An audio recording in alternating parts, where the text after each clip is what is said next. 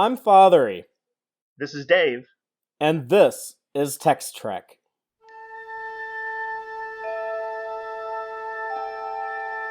Engage.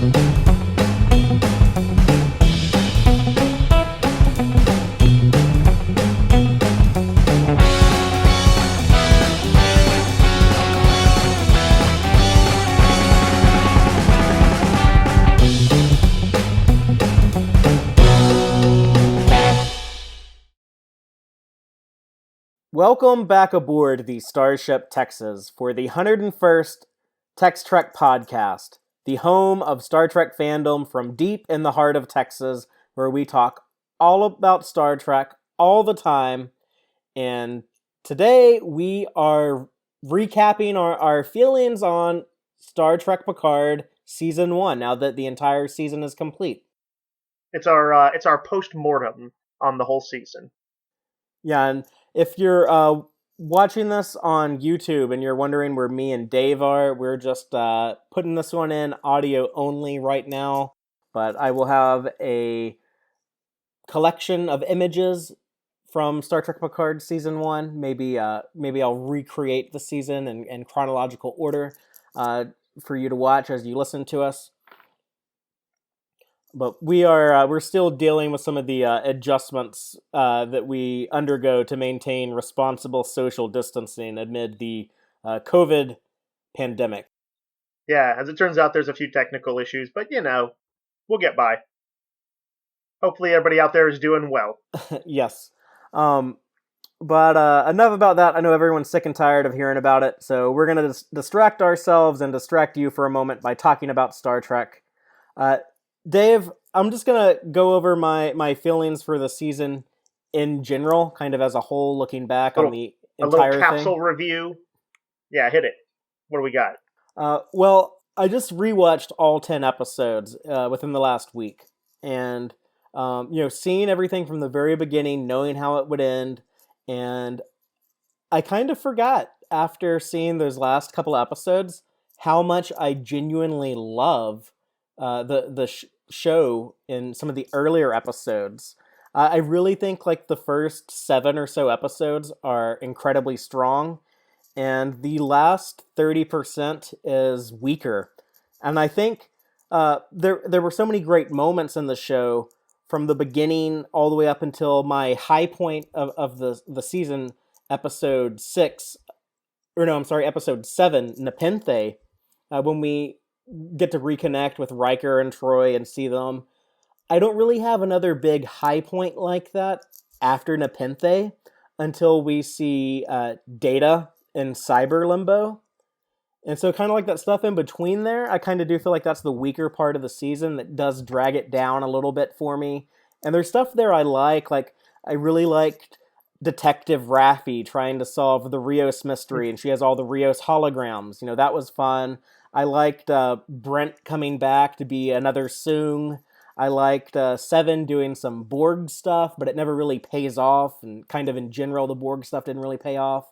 And I kind of wish it had more like those big moments, like the opening dream with Data in the very first episode, or that raid on the chateau where we see Laris and Zhaban kick ass, or that classic Romulan bird of prey showing up, or the undercover mission in Stardust City Rag. I wish there were more big moments like that in that last 2 or 3 episodes of the show. But with that being said, I was satisfied with the way things wrapped up at the end. I just kind of wish that last part would have been on the same level as the earlier episodes. But in general, I'm very happy with the show. I think it has an incredible amount of potential. I especially feel that now after going back and seeing some of that earlier stuff that I loved so much. And I'm genuinely excited for more seasons of the show. But what about you? I think I followed a sort of similar path, although I happen to like episode 8 quite a bit. Apparently, you thought it was the downfall of the show.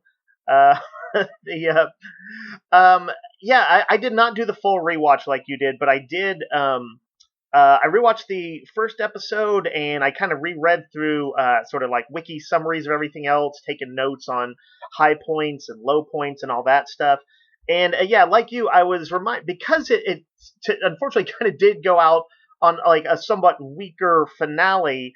I'd forgotten a little bit about just how much that first episode just completely grabbed me. That I was in love with the tone right out of the gate. Of the sort of thoughtful but still kind of fiery at times Picard. I liked the new cast, and the journey that I went on was it took me like one of the things I was a little worried about was how I would warm up to the new characters, and it took me a little while to get completely to that place. And then by the time I was down with them and really enjoying all of them, then we were getting into the big plot stuff, and that's where I was, I guess, less excited about the show. I think Star Trek, to some degree, at least for me, it resists what I think of as the formatting for a lot of kind of prestige format drama, like or adventure drama shows, which is that sort of building everything to one big finale. A final confrontation with whoever the big bad is.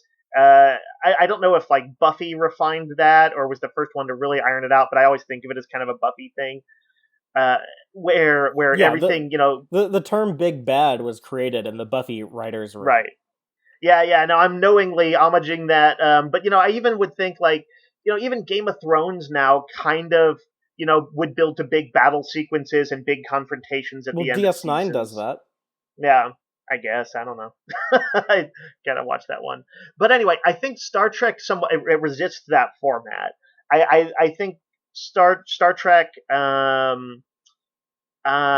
least in that sort of the modern style, which is also influenced by the Kelvin movies. Um, that when they do that, that I think it's better when it's kind of done quickly in the style of movie, like as a 2 hour adventure, and that when you kind of get all your eggs in one basket in a 1 or 2 part finale, that it can feel disappointing if they don't pull it off well, and I don't think they pulled it off great. The ride was pretty spectacular. It had like some truly high points. And when I was thinking about comparing this and Discovery, and just which one is my favorite, I was like, I feel like I like Picard a little bit better, but they both sort of suffered from finale problems. But Picard's high points were higher. I liked it, and again, liked a lot of the characters, tons of great moments.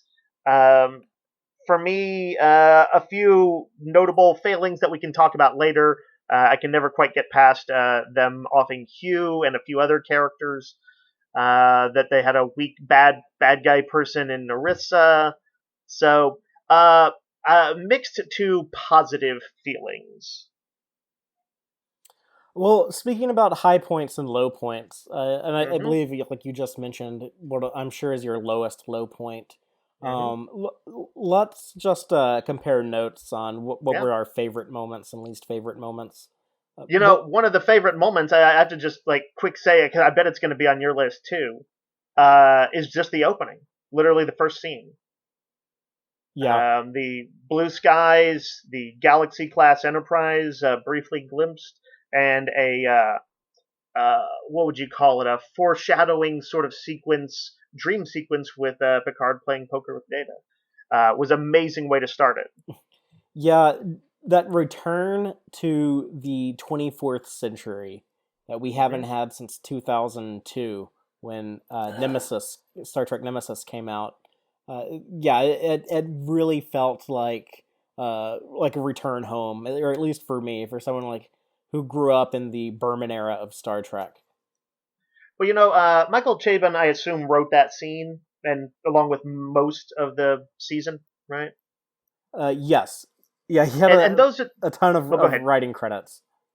Yeah, those are the scenes for me that shine most in the story.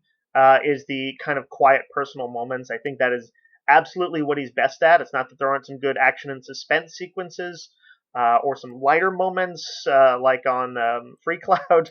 but like I think when he's kind of being honestly melancholy is Chabone at his best, and that scene had that wistfulness. Um, I think early on we were wondering like, oh, is this supposed to be some weird precognitive thing? Was it a little Data? Did Data have an implant, or in him, or something like Oh, we that? were reading way too much into that. Yeah, it was just a Yeah, I think dream. so. He He he was he feeling tells guilt Data at about. the end. He says, "I dream about you all the time." It's like, yeah, Yep. like Picard has recurring dreams about Data after Data sacrificed Right. his life to save him. And he saw Mars, and of course these would both play roles in the story, but he carries guilt over Mars, and Mars in its way is tied into Data because of it's tied into the synths, and so it actually makes sense that it was just a dream he had. Um, there is like a lot you can read into it. From like everything from Picard saying, I'm all in on the bet, suggesting the way he will go all in when he meets Daj shortly thereafter. There's a lot of things that can be seen as foreshadowing, but it's not some magical precognitive dream. It's just a great scene. And Michael Chabon actually, he has a story credit on that first episode, but he actually didn't write the script for that one, Oh, interesting. which is weird because I think that's the one of only 2 episodes where he doesn't have a credit on the script, on the teleplay.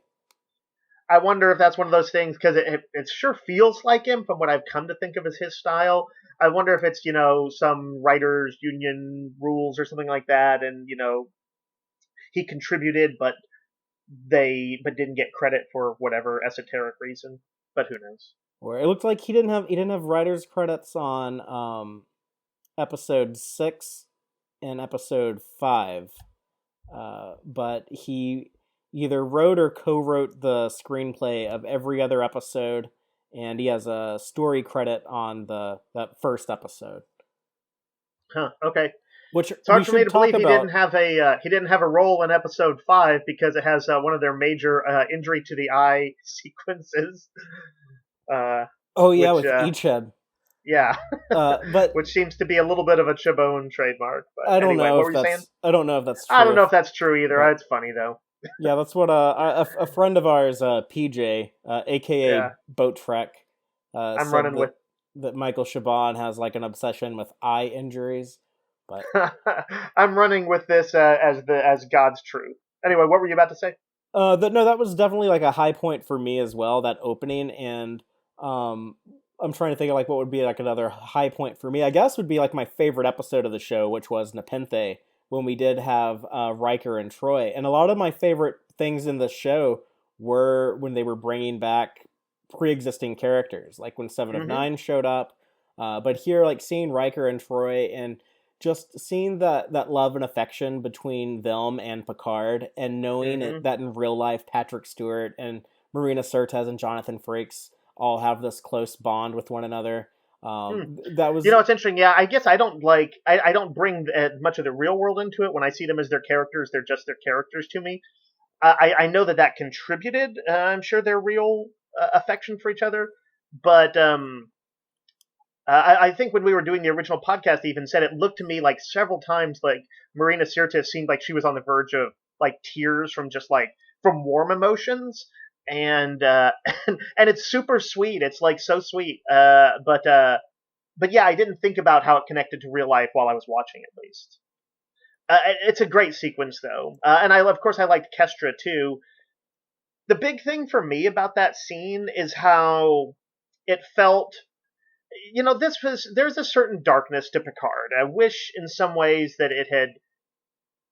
Even though I do think that to reflect our times, it had to reflect a certain uncertainty about leadership. Like, I just think it almost had to. If the Federation had been this shining bastion, it probably would have rung false.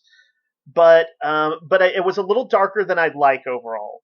So therefore, although darkness had entered Riker and Troy's life when they lost a kid, they had recovered. They had a kid they loved and a life that looked good, and I was just so happy to see that. I felt like it reflected the kind of the a real life that no one's life is free of tragedy, and it was sad, but it wasn't overwhelming. You know what I mean? Right. Yeah, and I kind of loved. I think I actually said when we were talking about it actually that I loved every creative choice that they made on Nepenthe, on the actual planet within the episode. Everything that Yeah, happened there with the Rikers, I was so in love with every creative choice, and I love that idea. I think it's very true to Star Trek values to show people persevere through tragedy like that. absolutely. I mean, the show has always had this sort of optimistic view, but some of my all time favorite episodes of, say, Next Generation are sad episodes. What do you call it? Darmok is tinged with sadness at the end. And yet many of them are. What was it? The Inner Light, for God's sake. um, but I have a list of some other high points. You want me to just kind of reel through some of these? Because I've Sure. got there's a lot of stuff I really like. Um, so just early on, I loved before I was comfortable with any of the other characters, Zaban and Laris. I loved how they kind of got to fulfill that Alfred role of kind of talking wryly to Picard, both with affection, but also they would kind of, when he was a little self-important, they would cut him down to size with these quips, and I loved it. And then of course, and really the moment I wanted to mention was when they go into Tal Shiar mode, beast Yes. mode. Yeah, like I mentioned that earlier when I was going through some of the things that Yeah. I loved. I actually said that in the second episode, I believe, when I Hmm. said like I want to see these people do like a Born Identity fight. Like I want Yeah. to see like someone attack the chateau and get fucked up. Yeah, and it paid off perfectly. Honestly, the way they started it was, I think, really key to it, which was the instant that they notice trouble, that they like go, like they're all crouching down and ready to spring into action. It's not one of those like, I'll go investigate and then they fight well when they do. No, it's like 1 second after it happens, or less than a second, they're ready to go. Um, I let's see. And in general, they've had some great action sequences. So I just mentioned a few. The initial fight between Daj and the Tal Shiar, or the two fights in the episode. Seven kind of being her badass two gun self a few times in the episode, whether it's against Romulans or Bajazil's like personal guard, and Elnor versus anybody. They had some great action scenes. Speaking of Elnor, the planet Vashti? That's the home of the warrior monks or Yeah, nuns. the co-op Malat. But anyway, the bird of prey, which you mentioned in there, was just a super fun thing. I actually wish they had done more with it, but it was still very cool to see it realized with modern effects. I really enjoyed overall the ridiculousness of their infiltration on Free Cloud. Picard, the French, fixer The or French whatever, pirate, yeah. French pirate, and Rios in full flamboyant gear. Um, this is a little small thing, but when the synths, when we flash back to seeing them on Mars and their uprising, I actually the synth that leads the way on it, the hell yeah synth, F8. that what's that? His name was F8, F8. yes, yeah, yeah. Um, his delivery on that has become a kind of a running joke with me and some of my coworkers at work, to the point where that is how I will respond now, with that exact intonation when somebody tells me, oh, I'm gonna go catch a concert. I'm like, hell yeah! That needs to be a I give it to gif him of him with F8 his dumb style. smile and like the subtitles that say hell yeah. I really need that. Um, anyway, those are just a few of the big ones for me. I've got low points as well. Yeah. And there were certainly ones that were like conversational. For me, I think my favorite conversation in it, even though Nepenthe might be my favorite episode, It has the your least favorite moment in it though. I know. That's that imperfect world that we live in. But Broken Pieces, I think, had my favorite scene in it when is it Picard and Dr. Girardi, are they eating ice cream and talking? No.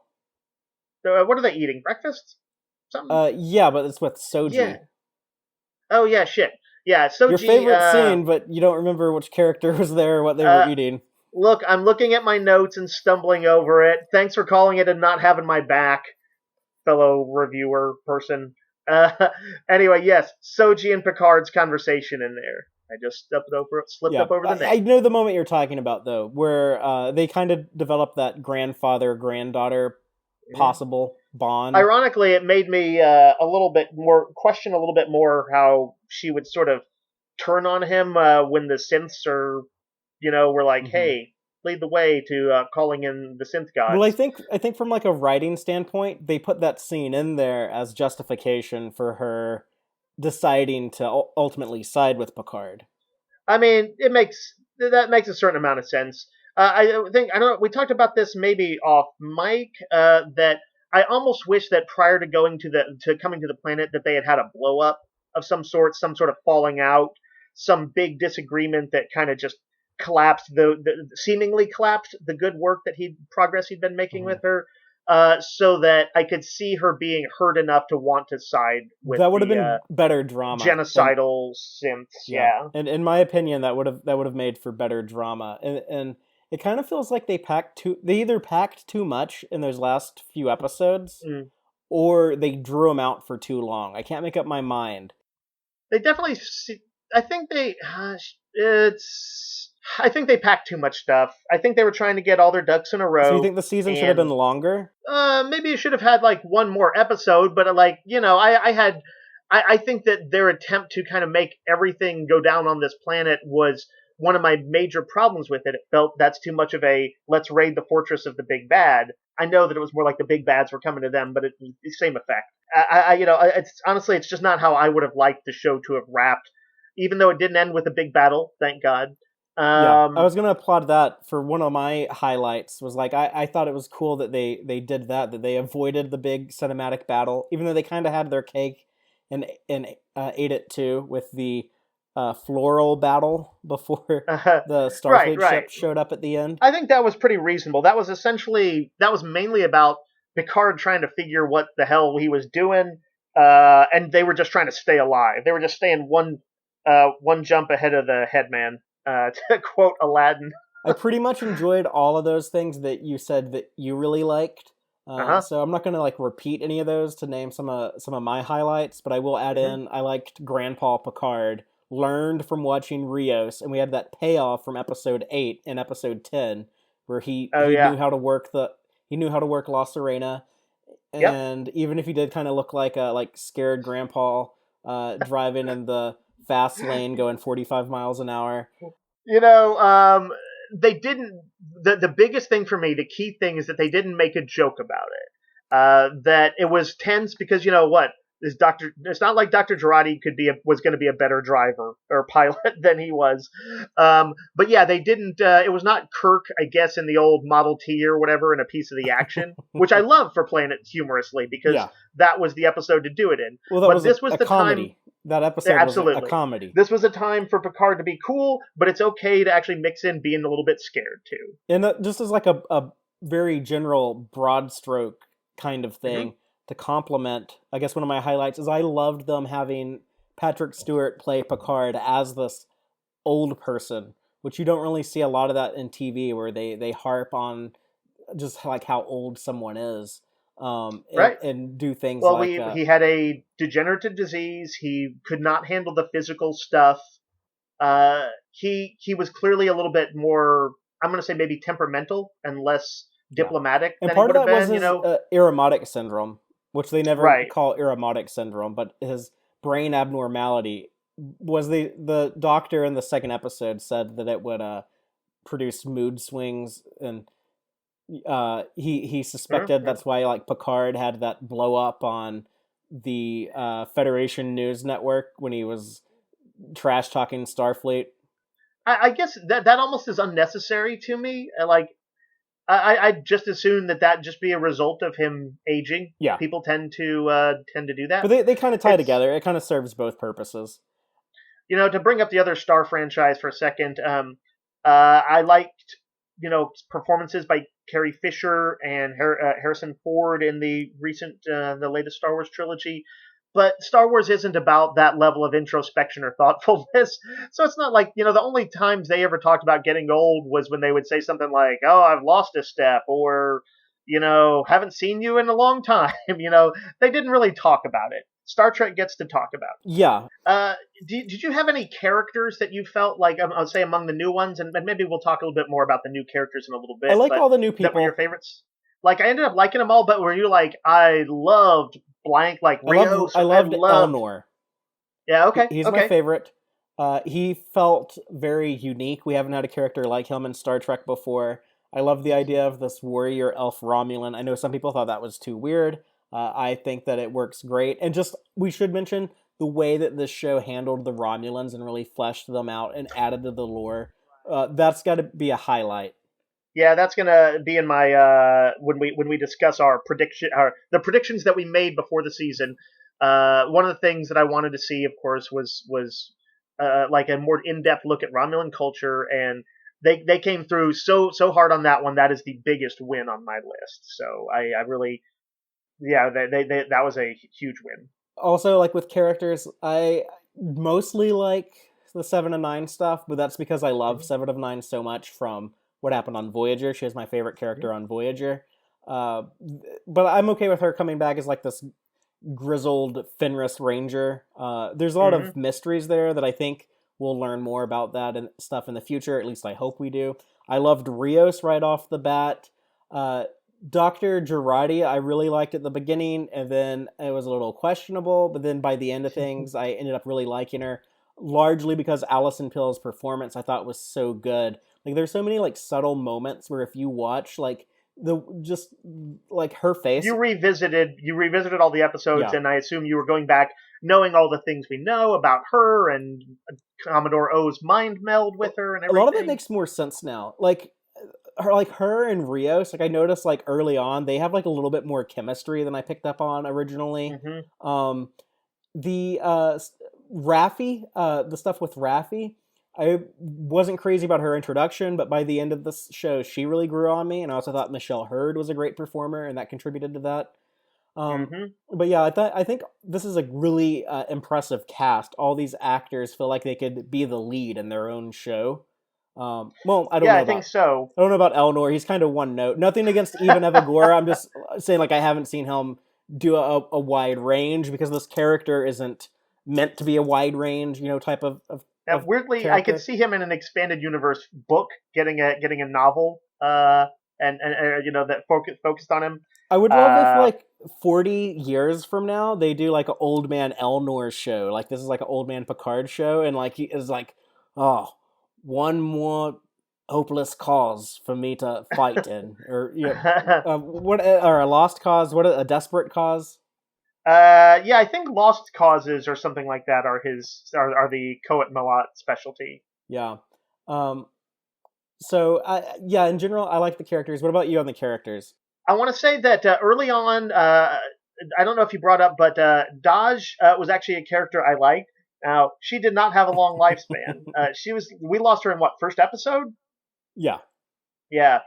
But Soji was a character who, I like a lot of them. I was a little unsure on through I want to say the first half of the season, but I came to really like in the last half. She and Rafi were both kind of particularly, but I guess Girardi too. They were all trying to find themselves. Every one of them, Soji had literally been, you know, had her head messed with, been given a false history and all this stuff. She was supposed to be grasping around. Um, Rafi was in a very bad place, failed to reconnect with her son, and was directionless. And Dr. Girardi was literally, had been like sort of brainwashed. She was a Manchurian candidate, and so it's interesting. All three of those characters had to kind of center themselves, and it starts to happen, I think, in the last half of the season, and that's when I came to really like them. I suppose that was kind of a maybe almost too much of a risk for them to take, having everybody being soul searching in the show. Even Rios, of course, is in a slightly different way than the rest. What I think it meant is that early on there was this like, well, what page are we on with this character? Because they themselves didn't know what page they were on. But when all was said and done, I really liked them, and I suspect that turning back, revisiting them the way you did the whole season, I think I would probably like them a lot more, sort of knowing what their arcs are and kind of the shape of things. But yeah, I really like them all. I want to say, except maybe our villains, Narek and his sister Narissa, neither of whom greatly endeared themselves to me. I would like to see more of both of them, actually. But I hope that Narissa landed hard on the Borg cube and she's done. Narek is obviously going to get something more, I think, and so I'm willing. Honestly, I would be willing to give Narissa a chance if she returned as well. But I can say that they were on the weaker side of things for me. I remember when we were doing individual episodes, I would complain about their scenes together because I felt like they were kind of repetitive. With her coming in to chastise him and tell him to hurry up, and worry that he's falling in love with her, with Soji, and then him denying it, and it kind of felt samey. I didn't have that big of an issue with that, but that was possibly because I was just weirded out by the implied incest there, that I couldn't really harp on anything else, which I am glad that they backed away from that. Yeah, they never committed to the bit on that, but they also didn't completely walk away from it. So I don't know what their thinking was there. It felt unfinished a little bit. In some of those last few episodes, I actually ended up liking Narissa a lot more. Like when we saw her flashback to the Abna mission and learned why she's such a murderous asshole, and saw her have like some affection for her Aunt Ramda, which they never did anything with at the end. We know that there was a deleted scene there, but stuff like that. And then I actually loved that scene with her and Narek in the last episode, where they actually feel like a brother and sister. I can't say that one particularly impacted me. It just didn't come home, I guess. Well, speaking of things that didn't work for you, let's talk about low points in the series. And since we already know the big one for you, let's just go ahead and get that out of the way. Dave hates that Narissa killed Hugh. Was there anything that you feel we need to add to that before we move on? No, only that I would combine it with the fact that they also killed off Bruce Maddox and Icheb. They kind of a lot of people whose characters in Next Generation had a kind of an arc of growth, and Voyager for Icheb, an arc of growth for sure. Hugh and Maddox, even if his growth was off screen, had all kind of become better people and more rounded people. And to see them all kind of die to show how bad the bad guys were, I know that drama sometimes requires you have to, what do they say, kill your children or whatever. What's the term? Yeah, I don't know, but shows should make you sad at some point. Yeah, I'm perfectly fine with that, but I felt like that they were kind of cheap a little bit, and that more could have been done with Hugh. That I actually really liked his presence. So, and that he was that the fact that he got killed off by a villain that I consider a very weak villain is, I think, what also sort of made it galling. That's fair. If this was a Khan level villain, I could have probably. Hugh doesn't deserve Khan level death. He's not that important of a character. Right. Well, somebody more important then. Sure. Honestly, even if I just liked Narissa better, but it was kind of, I felt it was like a sort of one of those cheap villain deaths that was just like a mustache twirling sort of moment for her. I didn't mind it, and partly because one of my concerns was Hugh overstaying his welcome. I didn't want him to do like non-Borg related stuff. I felt like that would kind of be weird and feel forced. But when you pointed out to me that was the third time they brought back an old character and killed them, I was like, yeah, this is going to get derivative. They cannot do this ever again, at least not in this season, not for a while, or I'm going to be pretty pissed off about it if they keep doing the same thing. It's weird. I like Seven a lot, and Jerry Ryan's portrayal is great.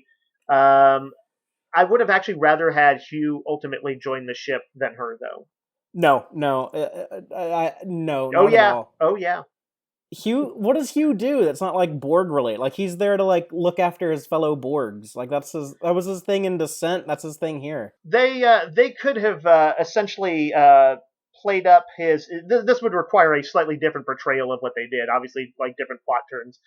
But this is a guy who had we had seen him sort of lead a bit of a Borg rebellion and become at least the implied that he was becoming a leader of Yes. them. That's why I didn't want to see him taken away from that.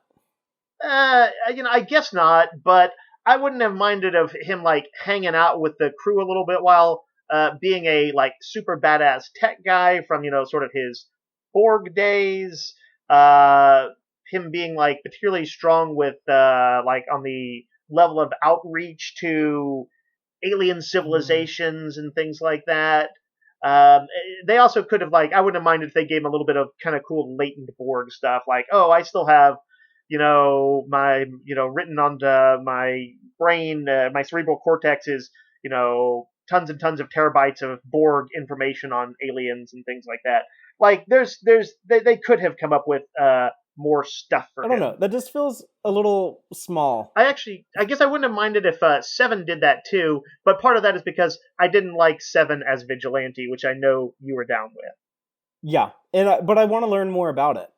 And I like that they gave me like a little bit of seeds of what happened like with her history. And I like that they established that like, oh yeah, she was like this really happy, optimistic person before the murder of her son. And that's one of the reasons why I bought into it, was like that mother-son relationship with Icheb.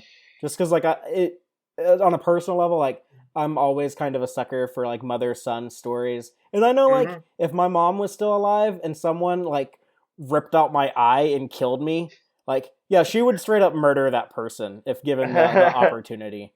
I guess it's to me, it's a little bit. Annika had a sad life, and it's another one of those where I like her to have a little bit more happiness than she has as a sort of mercenary. But now she can get her shit together with Picard, like everyone else on La Serena. Yeah, we shall see. She's things seem to be looking up for her. So, what were some other low points for you? I think we sort of touched on this. Is that the Borg sort of were a looming presence early on that seemed so cool, and yet the Borg never got to be really cool or scary in it, nor was the cube used in a cool way. I was going to bring that up. That was definitely one of mine. So at some point before the end of the series, I'm going to be disappointed if this Borg cube doesn't like rise up.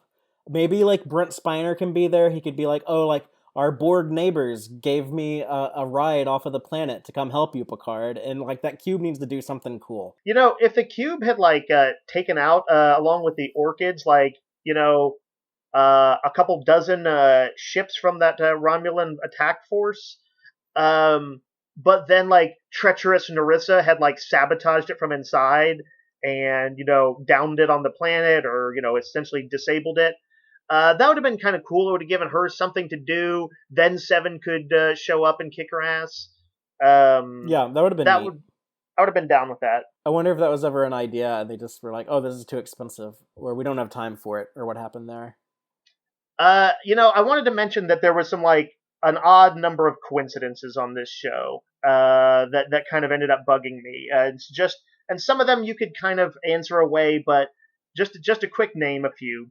The fact that the pilot that they happened to bring in, Rios, happened to be a guy who had also had a key encounter with the synths. Weird coincidence. Seven showed up right before they had to negotiate with her ex on Free Cloud. Kind of a big coincidence. I know there was another one. I'm trying to think of what it was. Oh, I guess like the fact that Riker and Troy's kid could have been saved by synths. But by the medical technology, or the big one that these synths learn about their android saviors from beyond the galaxy through a very weird roundabout way. They actually, learn about it because of the Romulan Zat Vash coming to kill them. That message was right. like never really clearly conveyed to them ahead of time, so it seems like kind of an inefficient message to leave behind.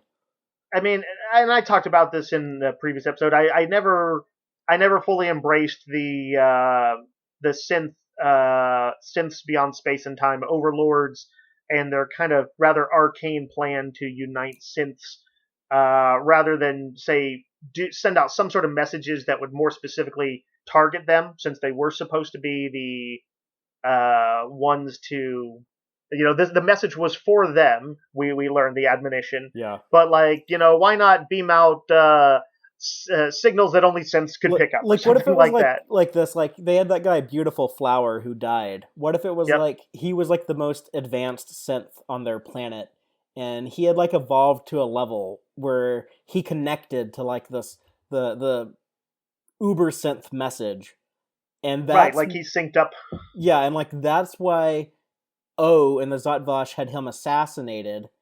Maybe like he left the world to go like try to find a way to contact them or something, and that would kind of connect it there. And then at the end, I still think it would have been really cool if Synthulu, I've heard it described, like those tentacles coming through there. Yeah. If what if that message that was sent, because they do kind of like leave it hanging, like is it possible that those things still come and attack? You know, like they don't really clean that up, and I don't think they're ever going to address it.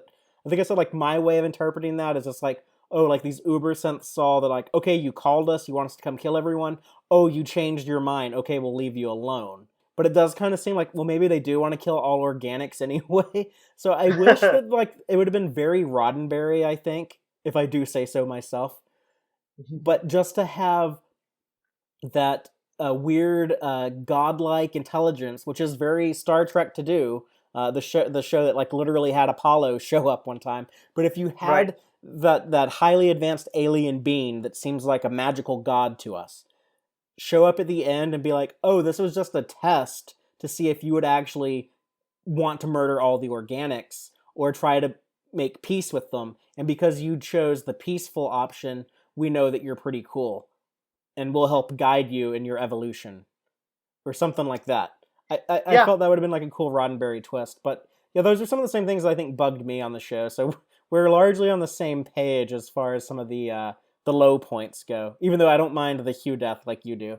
But other than that, do you want to go ahead and jump into our revisit of our top 10 wish list that we made at the beginning of the season and see what actually came true and what didn't? Yeah, do we want to each go down our list real quick, or do we want to quick bounce back and forth like number 10, number 9? We can go back and forth. Like with my list, I actually recall I made mine in order from the thing I most wanted to the thing I wanted the least. Yeah, you may remember mine was a little choppy, and as I look back, I saw that there was one of them I was like, that shouldn't have even been on there.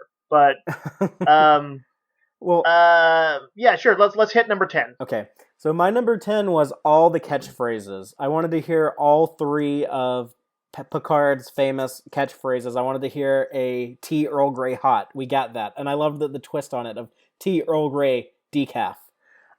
I wanted to hear make it so. We got that at the end with Dr. Girardi when she said it to Picard. I like that they saved it for a big moment. And I like that we got engage a couple times in there. That was my number 10. Fatheree, you knew you were going to get that. That's why it was at the bottom at number 10. I didn't know I was going to get it.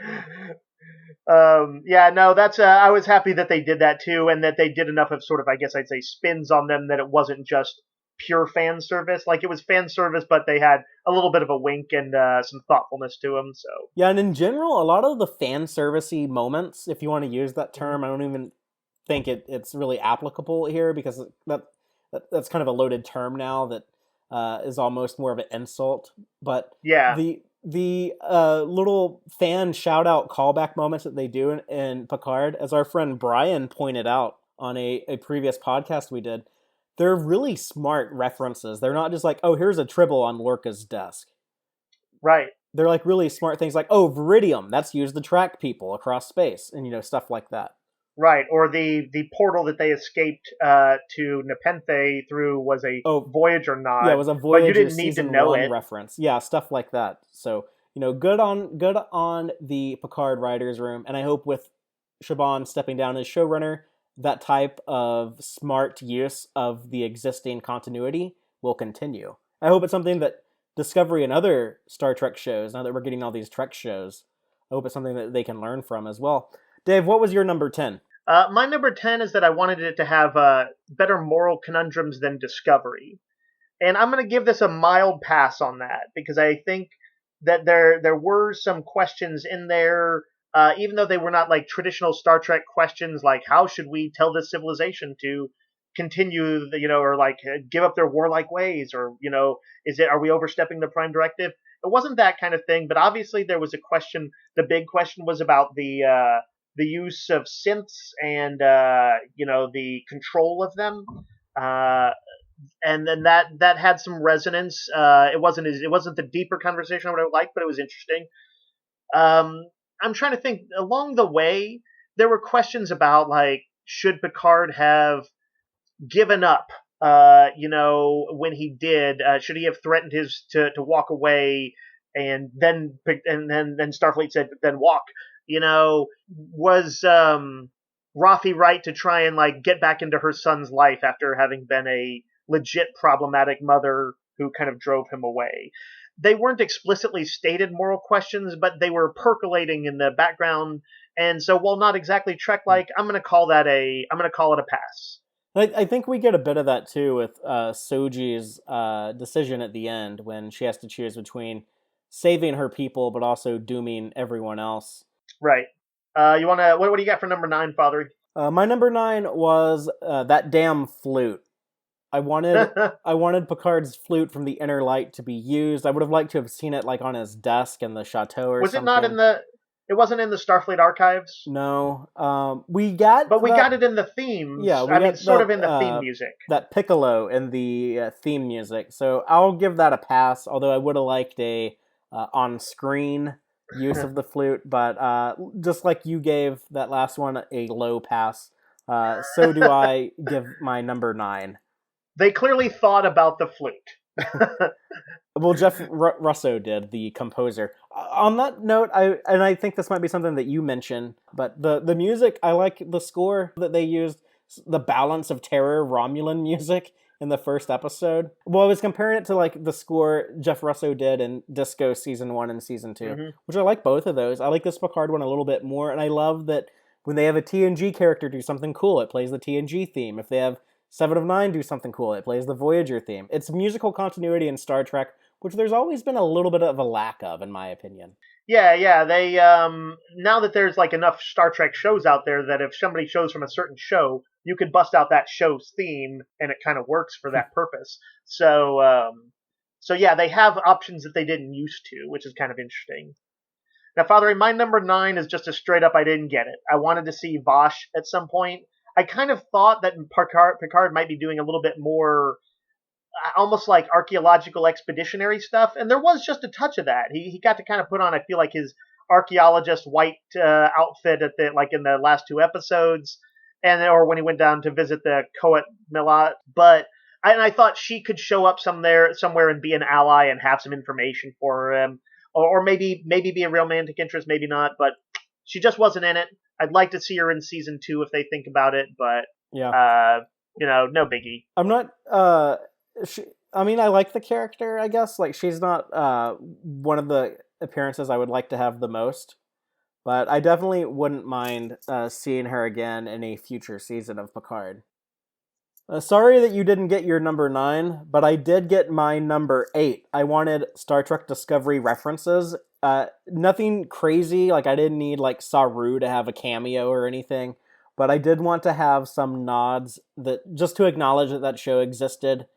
And we got those. We got a bit too many with all those damn Discovery shuttlecrafts that I hated being used in Picard's time. But no, we had the Zahan boyfriend in the first episode in Dahj's apartment.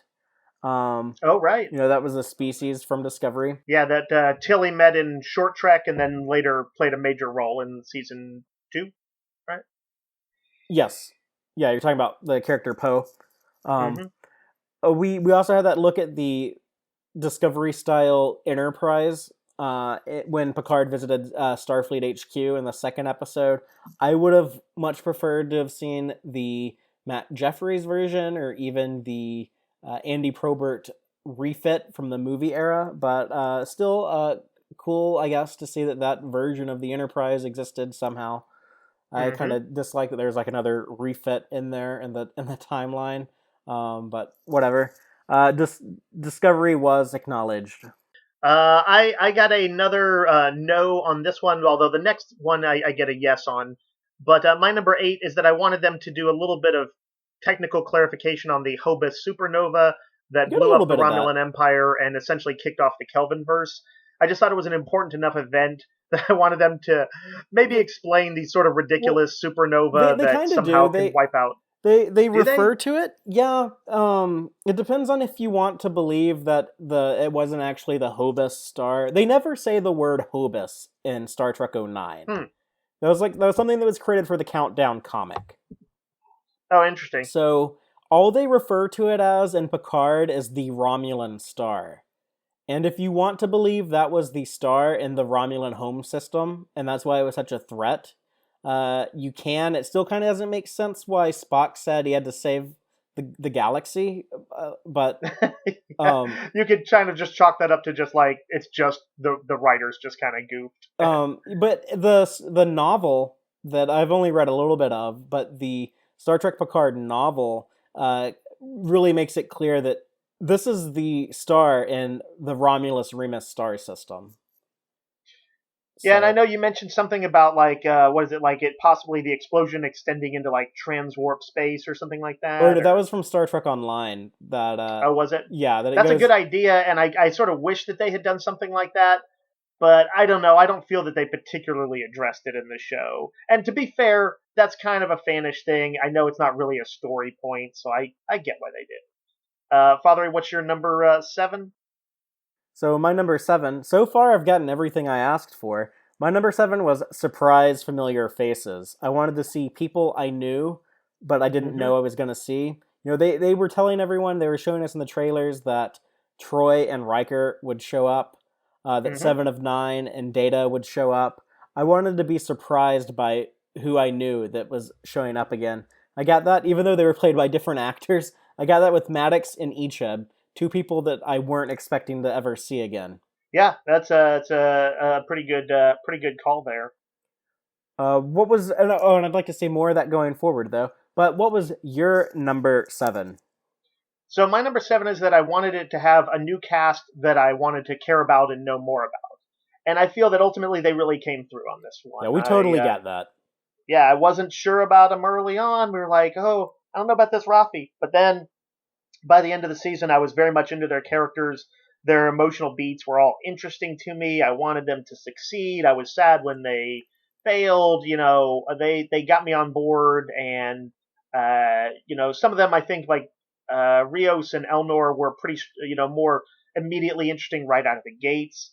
But yeah, I came to like some of the best scenes I thought were, you know, with Dr. Girardi or Soji or Rafi.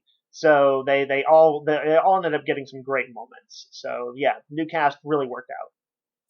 Cool. Well, my number 6, again, I got it. A more traditional looking Klingon. I wanted to see Klingons that weren't in the Discovery style, that looked more along the lines of what we would see in like the Berman era, or basically any Klingon after the TOS movies did their redesign. And it was real quick, but we got that look at Worf and Galron, I guess, was there also. Oh, yeah. But that shot of Picard. Is this during the newscast for Picard? In the first episode. Almost as if they were trying to tell everyone, like, look, these Klingons still exist. So I would like to see some in person. Alex Kurtzman has confirmed that if Worf ever shows up in the show, he will have his original looking makeup that Michael Westmore did. He's not going to look Discovery-fied. And just on that note of like alien redesigns, I also love that they had TOS style Andorians. They didn't look like Enterprise Andorians or Next Generation Andorians or Discovery Andorians when they had those 2 Andorians on the artifact and the walking around in the background. Okay. Yeah. And what they've done with like the Romulans, where some of them have the TNG forehead and some don't, and they just explain that as like, oh yeah, both of those types exist. I really like that, and I like the species diversity way of like explaining like different alien designs we've seen. Yeah, it's a super smart way to do it because it actually makes them more realistic by just acknowledging that there's variation, physical variation, and different types within them. And it also is like a cool Easter egg for people of different eras. You know, everybody kind of gets their shot.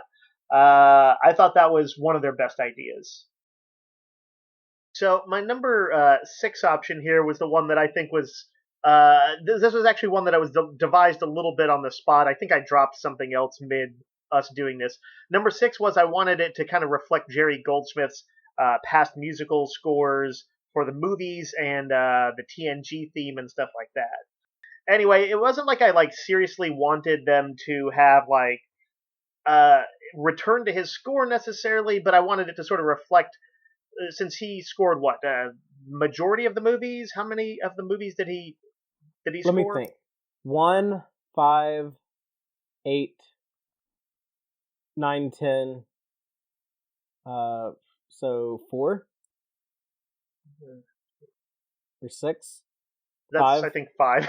Yeah, he did 5 out of 13. Okay, that's a pretty solid number. I think I wanted and I've definitely liked some of his themes in the movie, so I wanted, I think, a little bit of a callback to that, or to music that from Next Generation. Although, of course, music became they sort of downplayed it in later seasons.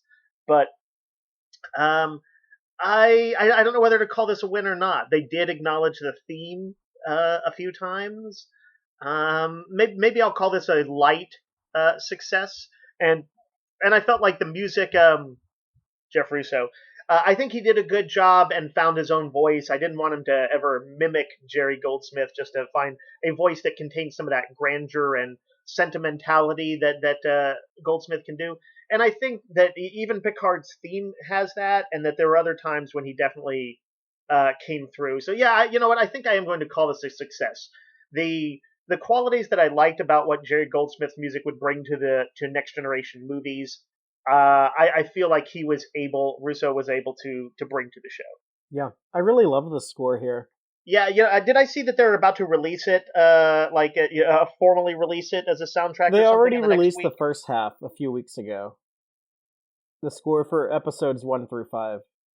Father, you'd been listening to some of the tracks and stuff. You kind Yeah. of you generally enjoyed what you were hearing as a separate from the show, right? Yeah, no, like Picard and Discovery both. For a Mhm. while, I listen to the soundtracks occasionally, just in the Do you listen on like background. Spotify? Yeah, But anyway, that was my number 6. Let's see. You want to hit us with your number 5? sure. My number 5. This is something that I did not get. This is the first that I did not get on my wish list. My number Mm-hmm. 5 was I wanted details on the current state of galacto-political affairs. I wanted to know like the current status quo with the different political bodies in Star Trek. I would have liked to have known what was going on in the Klingon Empire, what was going on with the Bajorans, with the Cardassians, with the Dominion if they're still around at all. Anything that references any of that. The Breen, the Oddly Gorn. enough, I was going to say we didn't even really find out what was up with the Borg, other than they didn't seem to be an immediate threat to the Federation, and the sense was that they were at least still out there.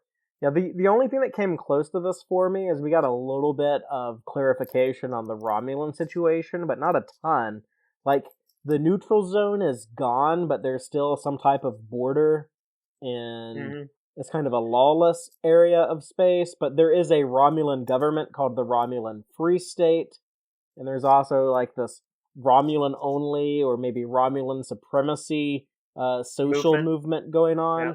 on, but not a lot of details there. I can understand them not wanting to get bogged down in the details when they're trying to tell a story, but I would have appreciated a little bit more of it if it could have been woven in there. I do know that Michael Chabon has said on social media that at one point in time they had a lot of references to post Dominion War activity, and they were going to kind of explain why some things are the way they are is because of Mm-hmm. the fallout of the Dominion War. I think that would have answered a lot of the questions that I might have. But they ended up cutting all that stuff out because they just decided it wasn't important enough. Um, I so get it. This is one of those things where the format, they sort of like everything building to a finale, usually means that extraneous anything kind of gets cut. And it's one of those things that make standalone episodes in the classic Star Trek style, where they kind of work because they're all sort of like puzzle pieces that can build on it. They could do an episode that just, and also when you have like 26 episodes in a season, yeah, you can do an episode that just focuses in on like one particular thing for like a whole episode, and you don't have to worry about if it fits in with the finale.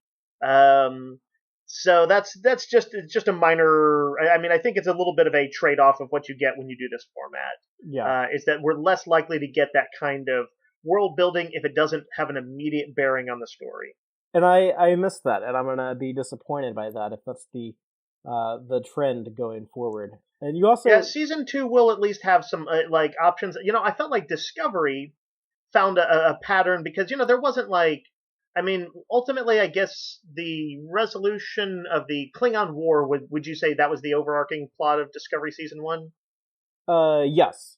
Yeah, Even though it but took they a had big detour to the mirror universe for a little bit, but then it big came detour back to the to mirror the Klingon War. universe and some asides that had like here's an episode about their what's Ripper? He was a tardigrade, the space tardigrade, or the Harry Mudd episode. And while they might have moved the story forward in some ways, they were also kind of their own thing. So Discovery found a format to do it, depending on what the mission statement of for the La Serena is in season 2. They may find a way. Of La Serena, there's no the. Oh yeah, it's like Titanic. Or Voyager. Yep. But the law is the. The what? Law, L-A, is the in Spanish. Oh yes. So if you I say... thought you were saying the law the way Judge Dredd goes, I am the law. No. So if you say the La Serena, you're saying the Serena. I'm going to pretend when Judge Dredd says I am the law that he's basically saying I am the. There's no W in La Serena. Anyways, I'm going to move on to Sure. Your number 5. What was that? My number 5 was that I wanted sort of Picard to use cerebral solutions to outwit opponents. I think you pointed out when I mentioned this originally that kind of that sly tricking of opponents was more of a Kirk thing, but there were definitely times when Picard would kind of rethink his plans, take in new information, and come back at some sort of threat with sort of a gambit in mind. And what I kind of wanted him to see occasionally, a step or two ahead of his foe and bring sort of his intellect to bear. And unfortunately, I don't think I really got this. I felt like he was always a little bit scrambling to keep up with what was going on to him. That he would, come up with some good ideas in the moment, but he admitted he didn't know what he was going to do when he got to the Borg cube exactly. He was pretty reliant on other people to get him to free Cloud. He was improvising when he just stalling for time when he had the final face off with Commodore O, and he did not seem as like I guess potent as a captain, like the guy who would come back and sort of hold something over Tomalak's head back in an episode Well, he did that. Next he did Generation. that with the Romulans at the very end, where he had already filed the paperwork to make that planet a protectorate of the Federation. That's true. That's true. Do you think I got enough cerebral solutions to call it a? I mean, it's up check? to you. It was your request, so you get to ultimately decide if you're satisfied or not. I feel like you're right about that, but I think it's one of the few times when I can quite say that. I did see him doing sort of some sleuthing and stuff like that and investigating, and that actually is a sort of separate numbering of mine. So I think I'm going to for sure give him it there. But yeah, I think this one I'm going to have to say I didn't quite get it. Fair enough. Moving on, my number 4. This is one that I guess barely, but I guess definitively did pass. Was I wanted a Deep Space Nine connection. And we got that in Stardust City Rag when Mr. Vup references Mr. Quark of Ferenginar. We also see some Quark's Bar logos in the background, so it looks like he franchised at some point. That seems like a good fit. Yeah, I would have liked a reference to this actual station or just any mention of any event from there, but a character from the show being mentioned did fall under the umbrella of things that I put in my original request. I think you legit got that one. I know that you want to visit to DS9, and they kind of teased you a little bit with DS12, but they didn't quite serve it up. Even DS12 we didn't actually get per se. DS12 is probably nothing like DS9. Like I doubt DS12 is an old Cardassian mining station. Wouldn't this be like a terrible like cock tease if they like rebuilt the Deep Space Nine set, but they're like, Mhm. this is actually Deep Space 12, and no one that you know or like has ever been here. But I would love to see that set recreated. I want to see the DS9 Promenade. You essentially, yeah, you want to see it rendered with all of the modern effects. If I could travel anywhere in time and space right now, and just like go back in time and go to anything I ever wanted to visit, one of my top 5 things to do would be I would want to go to the set of Deep Space Nine when it was in production and just walk around on the promenade. Oh, that's kind of cool. I can for sure see that. The closest I've ever gotten to that is running around on the station in Star Trek Online. Right. It's something. I remember playing the video game they based on Star Trek '09, and it's a kind of a clunky game, but just wandering around on the Enterprise, the rather large Enterprise of the Kelvin universe, was still pretty cool. I mean, they did a good job with it. Anyway, onward. My number 4 that I did get was pretty specific. I wanted to see the Picard maneuver rendered with modern special effects, and I was allowing for obviously variation within the Picard maneuver concept, and I for sure got that. They used, I forget what was the tool that they had gotten from the synths. The wacky field replicator with a neuropsionic something, or I don't know what the with some adjective in there, but I have to say I didn't somehow just the way they staged it wasn't as cool as I wanted it to be. I wanted it to be something where like Picard did it very slyly or whatever, and it was less of a let's try that, and more of a something that he broke out knowing full well it would be the piece he needed.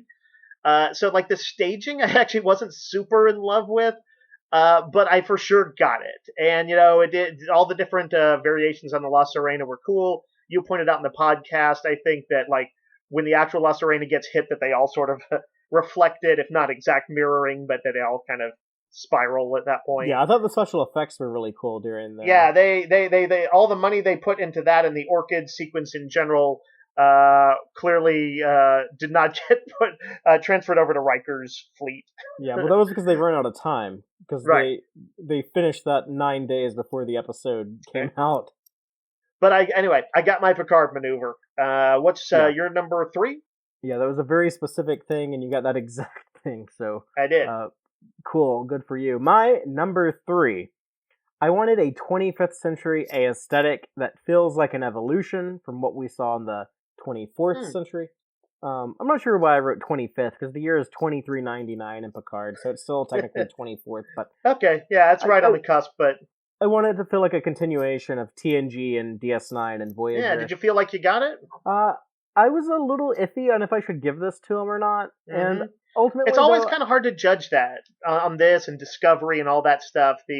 Whether it feels like a natural evolution of the visual style. Yeah. But I think it does. I think seeing things like the L-cars on some of the computer displays that were very much in the Michael Okuda design from originally seen in TNG. And a lot of those John Eves designed ships really carried over. And I wasn't crazy about the Starfleet uniforms, but they definitely look undeniably like Star Trek uniforms. People who only have like a very little passing knowledge of Berman-era Star Trek, if they saw those uniforms, they'd be like, oh yeah, that looks like a Star Trek uniform. Right. So yeah, I'll like give them a bare pass bones on that. were there. Let's see. Any other things on that, or should I jump to my number 3? Go ahead. All right. So this was kind of, I wanted to see, the TNG often highlighted that Picard was fancied himself an archaeologist. He was an amateur archaeologist, and I wanted to see him as the archaeologist and also a bit as the scholar, which we know he was the kind of guy who wrote papers on things. And I feel like I got this. Not quite the way I might have expected, but we found out that he had been writing papers, that he had written some stuff that, like, say, Rios had read in his retirement, that is, say, Picard's retirement. And among other things, even if he wasn't, like, directly, like, going down into a dig somewhere, he did go to, essentially, the excavation of a Borg cube. He got to put on his archaeology gear to hike around the synth planet. He visited a planet that had a secret sect of Romulan warrior nuns. These are, if not specifically archaeology, they're very archaeology type or cinematic archaeologist style stuff.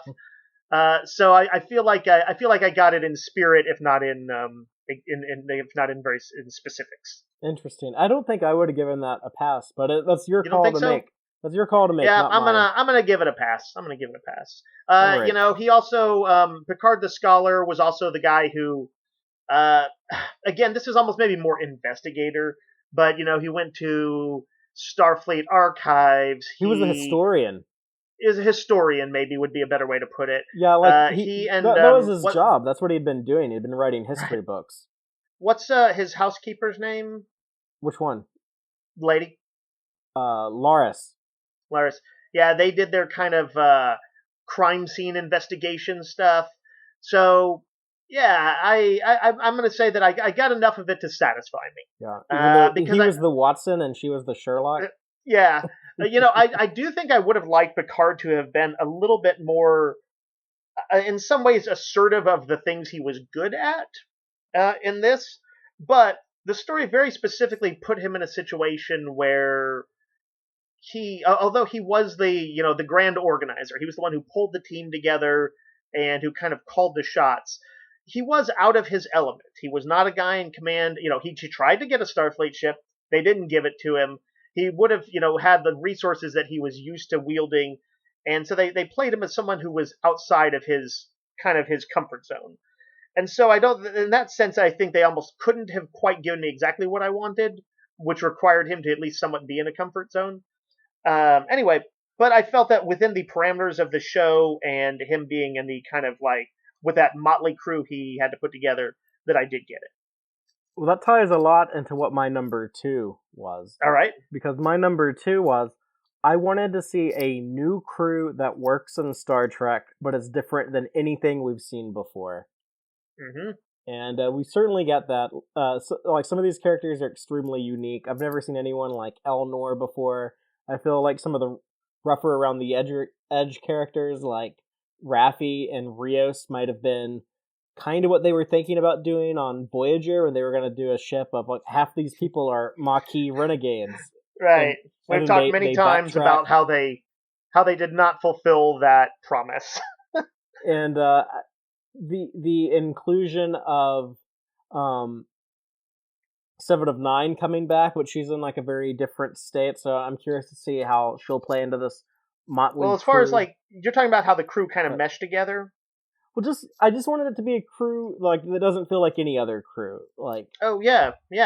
Well, if you think about it, it's first of all, they had this was all about them having to learn to trust each other, in a way that Michael Burnham had to learn to how the Discovery crew kind of worked and warmed to them, but these guys actually it was more serious. I think sort of the levels of distrust. You literally had someone who was brainwashed among them.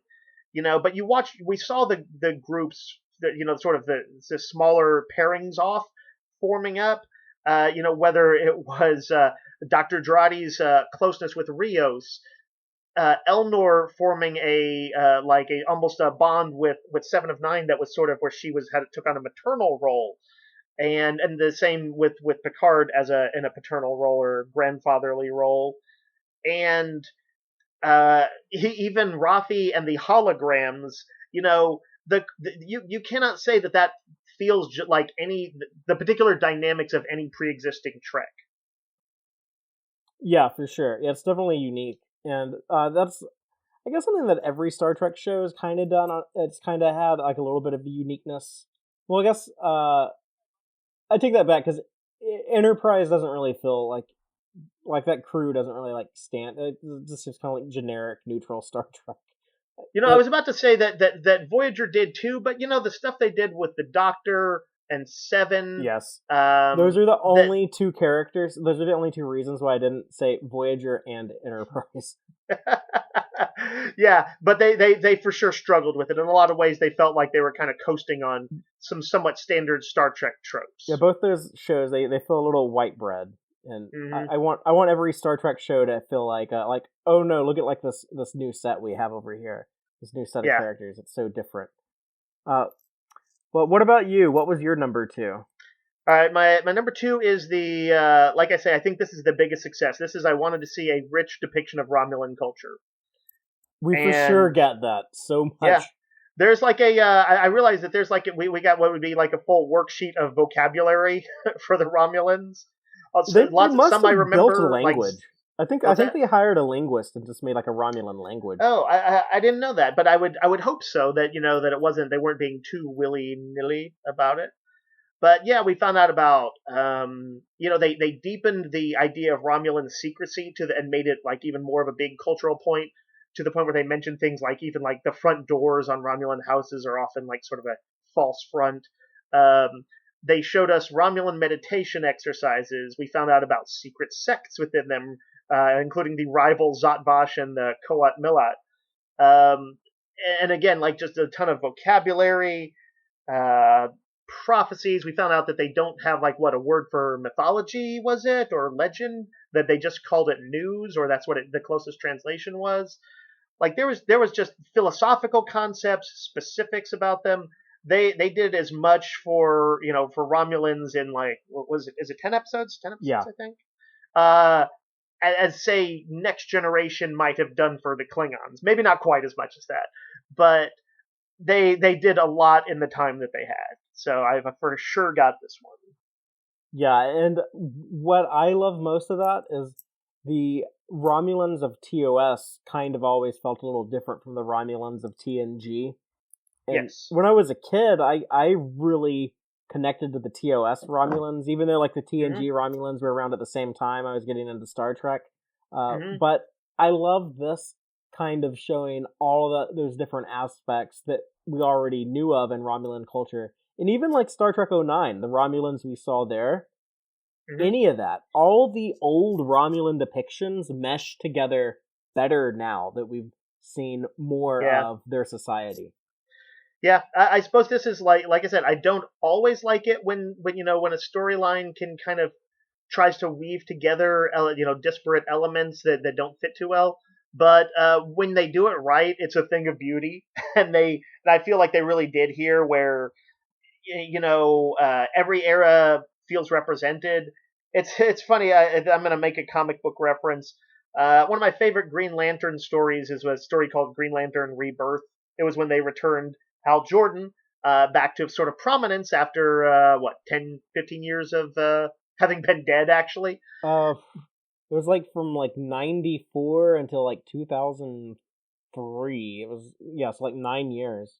Okay, but I might be but off on the that, but that's what I think it the was. broader point is that it also featured like some of his replacements and some of the other Green Lanterns from over time, and I really liked how they were all their sort of their tapestries got woven together. Everybody kind of got respect. There was no attempt to like say, just because this character was a little bit less popular, we're gonna kind of try and crowd him out and just kind of forget about him. No, everybody got their shot, and of course like Jeff Johns, your boy, did a great job of weaving in mythology about like the rings and their weakness against yellow and stuff like that. And 94 to '05, so it was 11 okay, years. 11 years. But yeah, like that was a case where I think it all came together. I think this was another one where they did that. It all came together really nicely, and I will take all of this as the gospel truth about Romulans that does allow for all those facets to be true. Cool. All And right. my number one, the thing I wanted to Mm-hmm. see most in Star Trek Picard season one, was a Picard that is true to what we saw before, but has grown and changed in some way. Mm-hmm. And I definitely feel this Picard. I can easily picture this performance from Patrick Stewart being the same guy that he's played before, and yet he does feel different. So I got what I wanted there. The Yeah, I change. remember us discussing in the original when we were making this list. We're like, oh, could that, is it possible that this is going to be kind of an older, sadder Picard who's kind of a little bit of a shell of a man? Yeah, that was when I had the wild theory that someone had thrown out there that maybe Geordi had died on the Mars attack and he was still kind of broken up over that. and just that, but any number of things could have left him a bit of a shell, and that's not quite what happened, but he definitely reflected, a sense of loss and lost direction in his life. He was dispirited because of Starfleet had seemingly changed values. So yeah, we got a complex Picard, but he was. I guess you would say he felt like also that was the Picard of old too, an evolution of him. Yeah, and I feel like the show kind of embraced that and took on this idea, this theme of maturation and, Hmm. things getting older and aging. Well, I feel like it was sort of a prominent story point that he um, had to question some of his old values that he couldn't. Had to realize he had made mistakes, to let himself feel a little bit more, listen a little bit more, weigh the consequences of his actions a little bit more. He felt like someone who had been around enough decades to really have reached that place. And I'm curious how I'm going to feel about the Picard we get in season 2. Because with how season 1 ended and with some things I've heard from behind the scenes, they're going to approach season 2 with kind of a rejuvenated, re-energized Picard. I am a superpowered synth now. I don't think it's going to be like that, but I think he's going to be a guy who maybe has like rediscovered purpose and has a little bit more drive and has kind More of of a that mission Picard statement. who when he talked to, who was it, the admiral, when he got her to call in the fleet and he did the little hot dog kind of clap. Yeah. A little bit more of that Picard. Perhaps, I don't know. We're probably not going to find out until we get a trailer for season 2, Yeah, which it's might going be to a be a little while. bit of a delay. Thanks a lot, pandemic. You suck. Yeah. Well, there's plenty of Star Trek to watch in the meantime. We have For over sure. 700 episodes. But that's pretty much all. It's things that we've talked about so much. Just the way that Picard has grown and changed, and I guess the thing I would add is that Patrick Stewart's performance does seem a little. It kind of comes off as a little bit more real life Patrick Stewart than Picard at Hmm. times. Just certain line deliveries and things that. But overall, yes, it 100% feels undeniably like the character that we knew from the moment we got that first close up of him and encounter at Farpoint when he steps out of the shadows and is delivering his captain's log. It Well, yeah, feels and like this that was something same that guy now. right, and some of them those elements actually even bore specific fruit. So his antipathy for kids, which over the course of the series and the movies became some had expressed some their regret over not having children, and then his connection to his nephew who died, Mm-hmm. and now ultimately culminating in his like guilt over having left Elnor and his reconciliation with Elnor. That Yeah, is like a and very Soji, thoughtful arc. his bond Oh, with and Soji. Soji also. Yeah, yeah, absolutely. So I think that was some of the most successful things that they did in the whole show, honestly. My number one was I actually don't know quite whether I got this or not. Was the Picard has friends. I kind of wanted all of his great sort of biggest victories over the course of his run on TNG. I wanted him to occasionally be able to call on some of those people, maybe even just once or twice, but in kind of cool ways. And I don't know that I got it, but like in the sense that we got to see Seven, who shared the era with him, if not a show. Well, Um, let's see if we can run down through all of them in order. Hugh. Uh, Yeah, okay. we have the Stargazer Doctor, Right, that was one of the ones. and even though he was a new character, Right. A lot of the stuff that I who sort of feel like I got it with was new characters that they had inserted, like Zaban and Laris, or Raffi. and Ruffy, and they all were key to him, but they weren't actually references to the old show, which is kind of what I Okay, wanted. so it has to be stuff from the old show. So we got Hugh. He has Hugh helped him out when he came over to the artifact, Correct. and then Riker and Troy helped him Right. out. And I don't know if I can even count core cast though members. It was expected that they would help out. Okay, then yeah, Hugh is the only one you got. Yeah, I guess I will say this one just doesn't quite make it. Okay. I really wanted to see the Tamaranians. Tamaranians like Darmok and Jalad? Yeah, the Yeah. children of Tamra or whatever they were Yeah, called. that they would hide out on their planet, call in a favor, something We like wanted that, more and than we would. one in a season. Like how many did you need for it to hit the? I did not have like a numerical algorithm for it, But but I more would have than liked one. one or two. Okay. Hugh, I think, is just not quite enough to say I got this. What I wanted was something that actually, in a way, I think called to mind his victories. And Hugh could have been that. That because he was it was so important that Picard ultimately made the decision to be merciful to Hugh in that episode. It was like key to the episode. And if Hugh had played a grander role in things, then I would say yes. He did play a role. Yeah, I guess that's I would say he actually was why vital to their. I like Hugh's.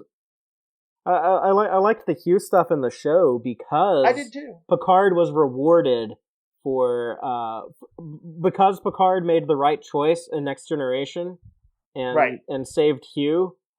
Here later, like when he needs help with Soji, Hugh is there to help him. And so Yeah, and I I think I like just that wanted. payoff. I wanted a little more of it because we're told in the same way that we are with many of the captains, especially Kirk, that he was a legendary captain, and I was just like, man, this guy. You almost can't convince me that he, even after his gaffes in front of Starfleet on the news and shit, um, that he doesn't have so many people kind of pulling for him. And I kind of wanted, I understand he needed to be a bit isolated for his arc to work, and he had self-isolated, to coin a phrase. Um, so it's not like I think he was like looking for help from the Tamaranians. I would have liked something like that to crop up. A last minute Hail Mary that he would be trying to pull off.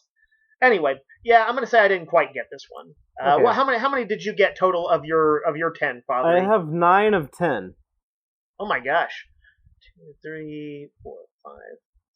I got 6 of 10. Solid enough, and certainly it wasn't. I wasn't gonna judge the show by whether I got what I thought I wanted, because that's really what these lists are. Not what I definitively want or you definitively want, but what we think we want. Yeah, And they surprised me with things I didn't know I wanted. So for that's sure. credit to them for their successes. Yeah, this is like a good exercise for us to discuss both our hopes for the season and the thoughts that we had on it Well, after it's I think wrapped. fan expectations are they play a big role in franchises like this, I would and I even think say it's too good. big. Yeah. I think that's true, and I think it's probably good for fans to maybe exhibit a little bit of self-awareness about that.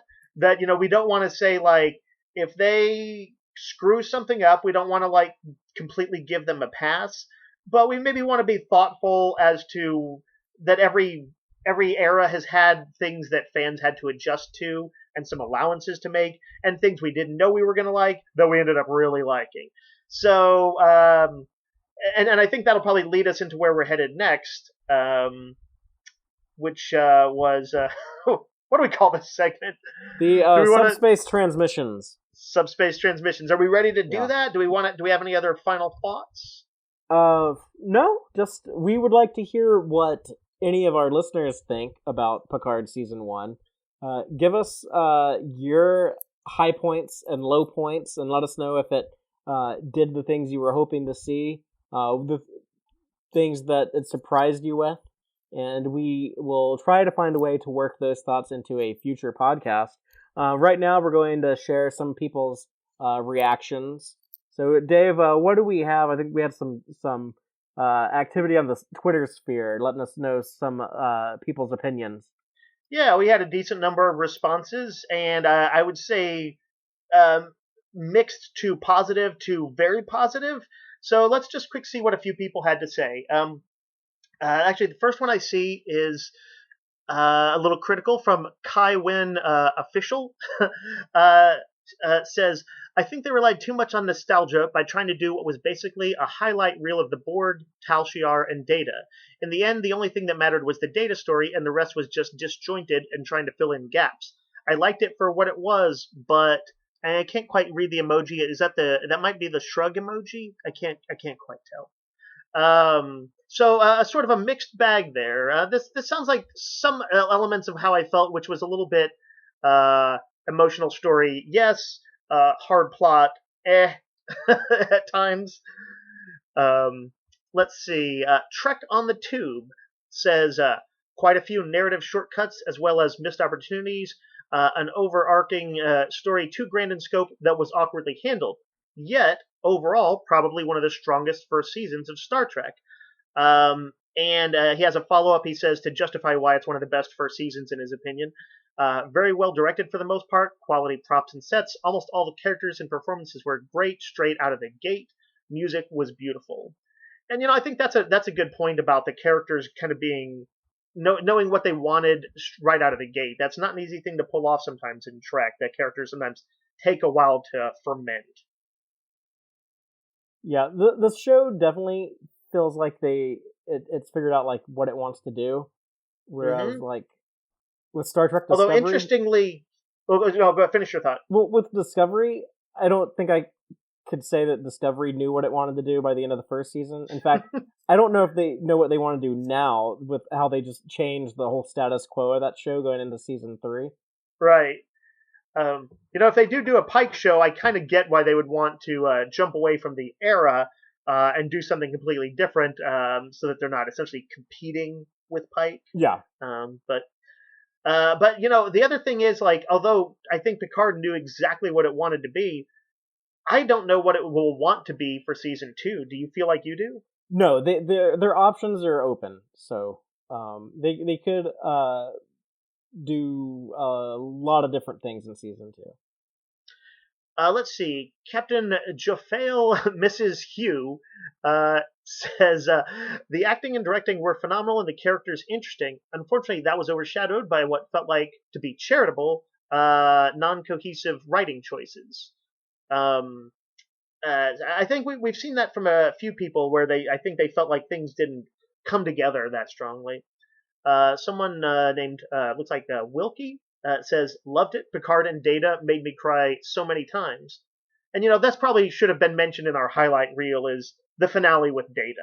I don't know why we didn't specifically mention that, other than I know we talked about it when we covered that episode. Yeah, I feel like we just talked about that so recently, but for sure that was a big highlight, was seeing that closure that Picard gets at the end with Data.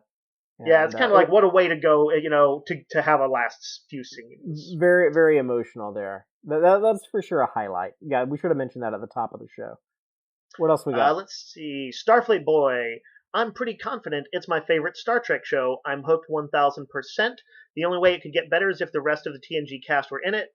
Then he hashtags Gates McFadden, LeVar Burton, Worf Will Wheaton, and Denise Crosby. He says hopes we get you in season 2.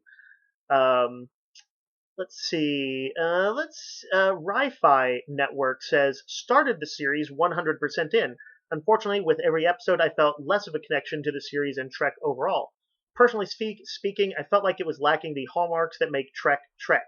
Character, universe, Starfleet depictions all were off for me. So there was somebody who just didn't like. Seems like the connection never kind of fully forged with them. Which I at least somewhat get. I mean, we talked about the deliberate decision for Starfleet to be in sort of a little bit of a fallen state, and that can, because it's a bit of a trademark to have I think the Enterprise or the captains of Star Trek as these kind of wise figures who tend to be a little bit all-knowing in their way. It felt a little weird to have them, on the ropes. Jesper Lassesen says, I honestly thought Picard was the best show I've had the pleasure of watching to date. Borderline epic, the emotional roller coaster put me through. Holy hell, unparalleled. This is literally the highest possible praise that you've received. Yeah, favorite show ever. Yeah. Pacific Maddie Time Snarks, pretty cool Firefly reboot. Um, Peace Frog. I love the characters, the production quality, and the acting. However, I'm not really a fan of the pacing, the swearing, or the lack of Starfleet. The crew on a Starfleet vessel exploring the galaxy, that would be incredible. And I think this is similar to the previous one. And that I feel like really when that Pike show comes around, and it better come around, that this will be, I think, kind of the vibe people who are looking for that will want. I hope so. That's what I've been saying for a long time, and that is kind of what Anson Mount has suggested.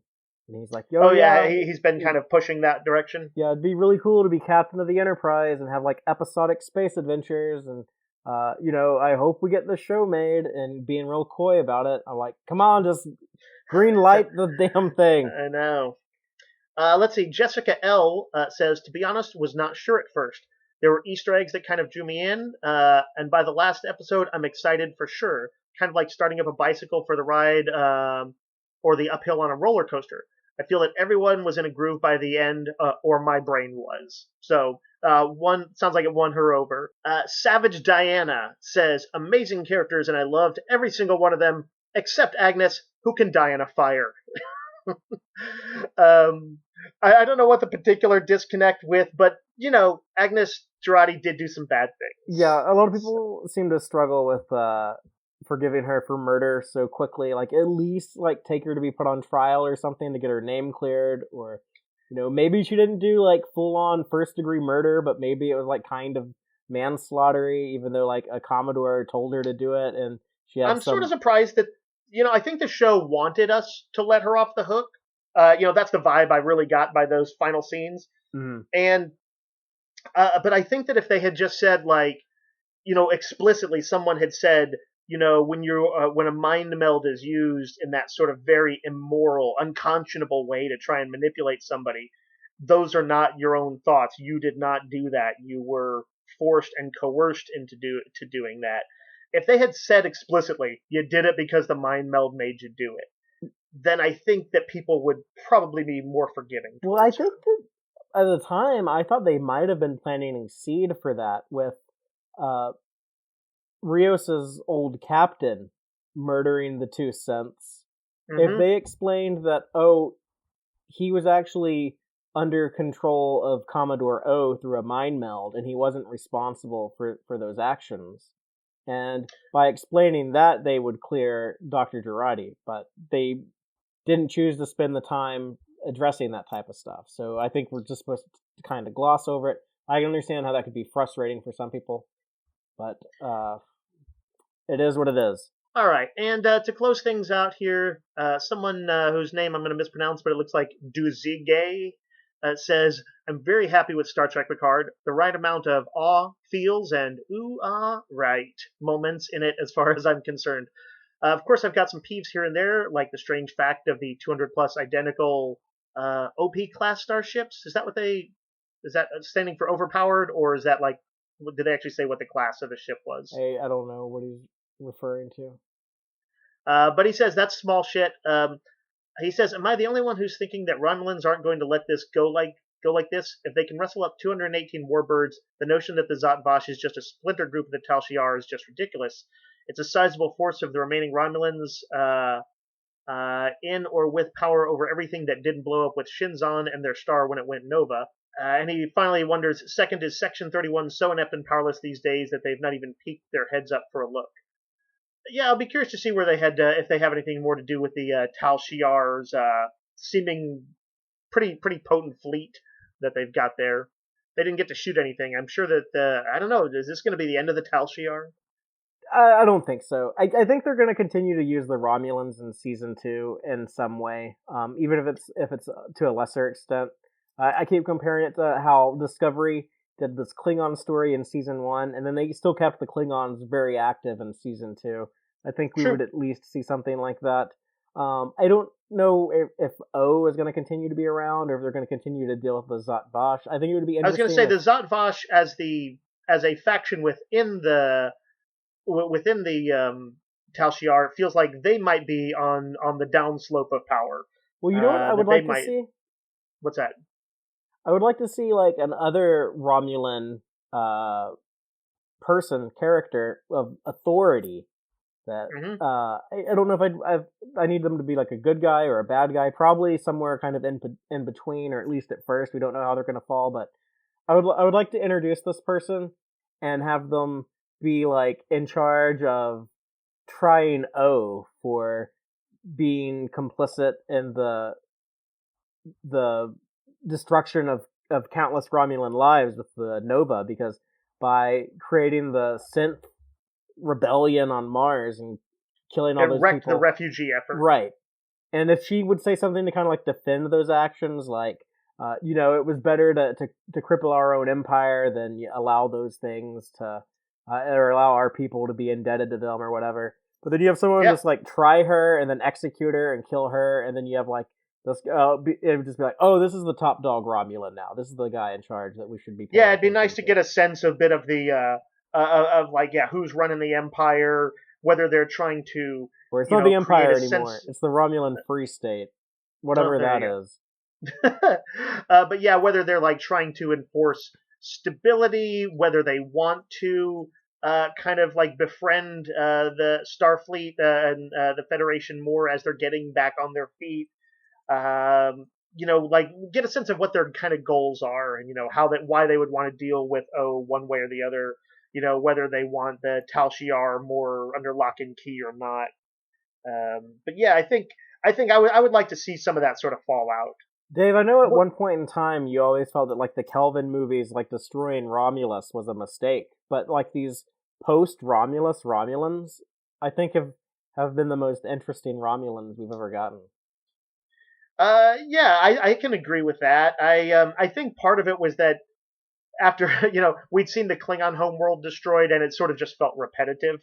Well, their It moon was also, destroyed, Praxis, yeah, I but guess, but it sort of shattered their civilization in a Klingon moon similarly, versus Romulan star. yeah, versus in a similar catastrophic way. And also, it sort of felt like the kind of big thing you just do in a movie to show. In this case, it's kind of crazy. They did it all to really give Nero motivation. They're like, my family died. And it couldn't just be that his family died in, like an incident with the Federation. It had to be his family died when the Romulan Empire was blown up. so, Yeah, so yeah, I kind of thought it was a little bit cheap. But yeah, I would say that they've done something to redeem it. They've managed to make a strong story arc out of it, and to I think show at least to some degree. We haven't seen the big power brokers, only these secret sects right now, but how becoming being forced into sort of a place of being refugees, how that might weigh on them.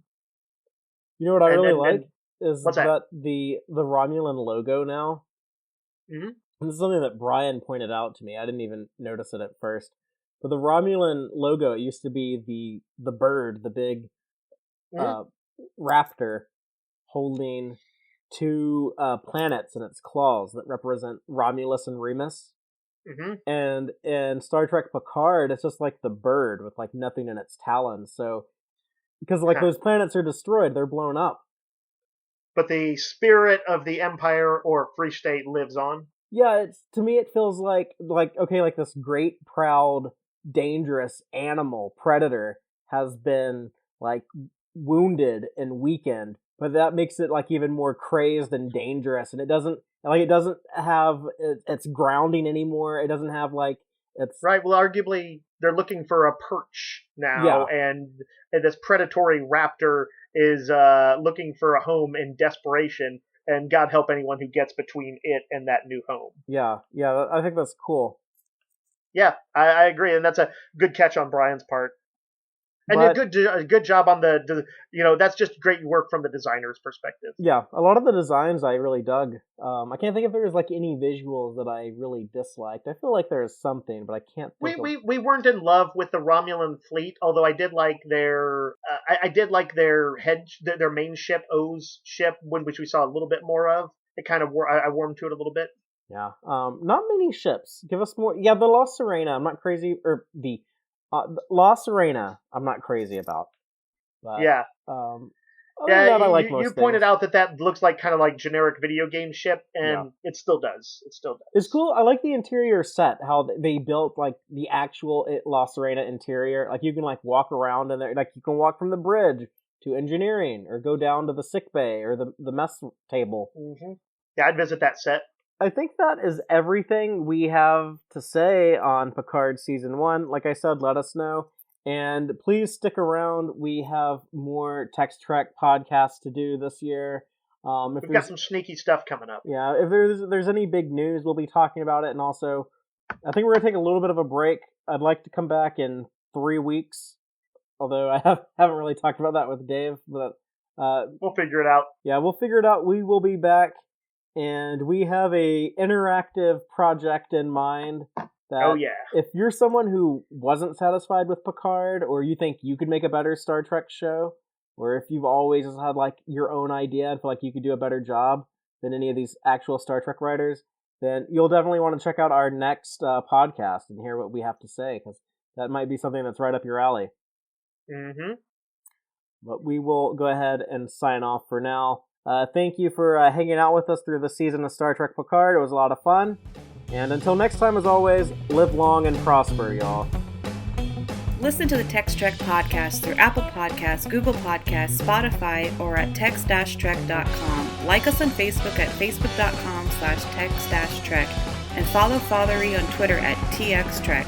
Please support us by liking our videos and subscribing to our channel on YouTube. Thank you and take care.